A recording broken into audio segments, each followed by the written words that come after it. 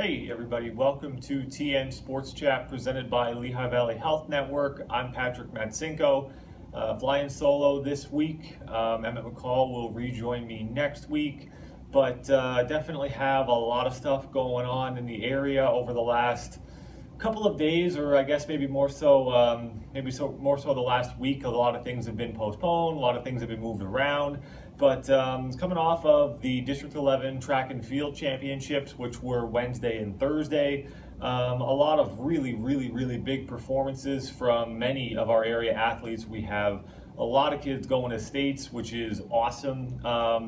Couple of highlights, just thinking about being able to cover it the last 2 days and some of the things I was able to see.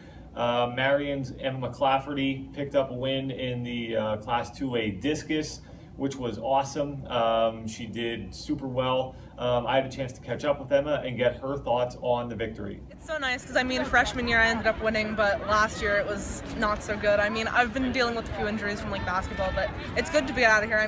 The weather, it wasn't the best, but I ended up with a PR, so that's nice. I know my first one was 80 feet. It was terrible, and then I had to calm down. I was pretty nervous, and then and I know my freshman year I went, and then Emma did, other Emma didn't, and then last year she went, I didn't. It's nice to go together. That was Marion's Emma McClafferty talking about her win in the 2A discus. That was on Wednesday. Also on Wednesday we had Jim Thorpe's Justin St. Hill, Palmerton's Chris Fredericks, and the Tamaqua boys 3200 relay team all take gold. St. Hill won the Class 3A triple jump. Chris Fredericks won the 2A javelin, and the Tamaqua boys won the 2A 3200 relay. All had phenomenal performances. I'm pretty happy with it. It's not too far off of what I threw last week. And in this type of weather, obviously I could have expected something a little bit better, but I'm not upset with it at all. In this weather, with the runway the way it was, I'll take that any day. And it's still a gold no matter what. So I'm starting to get my confidence back up. I know what to expect out there, and I'm hoping to get a good, nice throw and pull one, get a medal. I'm going for a medal. Nothing less. If I don't get a medal, there's something. We're always competitive back and forth. We knew we had a good bunch of guys coming into this. We knew we had a shot at going to states and districts. But we ran our hardest today, and it definitely pays off. I feel like a lot of people didn't count on us winning. They counted us out. But we knew in our heads, if we run tough, we're gonna come out on top. Last year was rough, coming in, being one, and then having them get us. That was tough to take. So this year, when we saw that, we're like, all right, here we go. It's our turn to do it to them. So we came out here and just ran as hard as we could. It turned out well. It's absolutely amazing to me. My brother went to states last in my family, Carl St. Hill, and I just was always following in his footsteps. I was like, man, I got to make it so I can say I'm the better brother finally. I got my other brother in football because I ran more yards than him, so I just had to show that I was the better one. And the fact that I'm going to states and I got the gold medal around my neck feels really good. Jim Thorpe overall had a really nice showing both days of districts, especially on the boys' side. Just thinking about Sammy Hydro, made it through in the 3A 800 with running the state qualifying standard. We have William Munson going in 2 events. Nujai Walcott did really well in the 200. And then on the girls' side, you have Debbie Lloyd, who won the pole vault. And then you had Lydia Wallace, who had a huge day in the 2A 800. She was second. She won the 400. And then she was a part of the second place 400 relay team, along with Debbie Lloyd, Kylie Dolsky, and Emma Dunbar, that is also going to states. I had a chance to catch up with Debbie and Lydia and have them talk about their performances at districts. Well, my main goal was to just make it to states. I was seated not very high for all my events, and then just going through with the 400 and getting first and getting the school record. And then this. The 400, just thinking about what you were able to do there, what did you hope to run in that today? Well, I was seated fourth, so I didn't have very high expectations. But I paced myself correctly and just finishing, not seeing anyone in front of me definitely helped. And I just scored. 400, it depends. In the 4x1, it's a team effort, and I think our team we're a good team. The season, definitely hard work. My coaches, thank you to my coaches.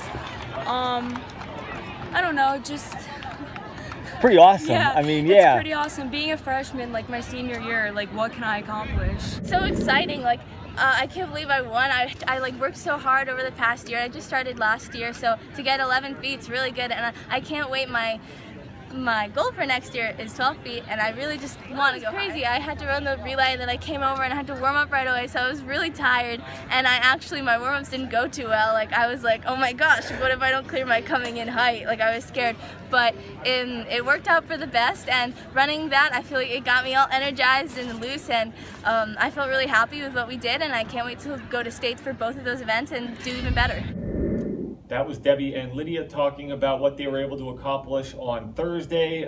Some really great showings. And also on the girls' side, Lehighton's Kaya Slaw was third in the 3A triple jump on Wednesday.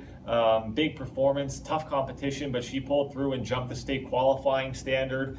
But the Jim Thorpe boys and the Tamaqua boys pretty much closed out the meet with a bang. Tamaqua boys won the 1600 2A relay in style, and the Jim Thorpe boys came back and blitzed the field to win the 3A 1600 relay, and that was Jeff Gorman, Sam Hydro, Justin St. Hill, and Nujai Walcott running the anchor leg. They were flying.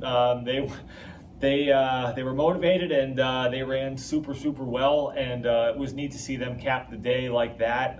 Jim Thorpe and a lot of our teams have quite a bit to look forward to next weekend in Shippensburg, and if districts was any indication, we definitely have an awful lot to look forward to.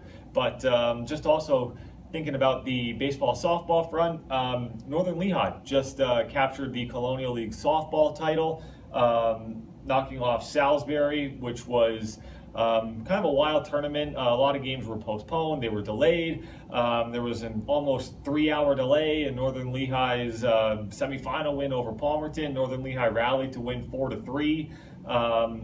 It's just one of those things where everybody's kind of been dealing with this, and Northern Lehigh, unfazed, certainly seemed to respond, to show their mettle, and came back Thursday night to win the Colonial League softball title, which is awesome. We also had Palmerton and Northwestern in the Colonial League baseball tournament, and we also had Pleasant Valley in the Eastern Pennsylvania Conference baseball tournament.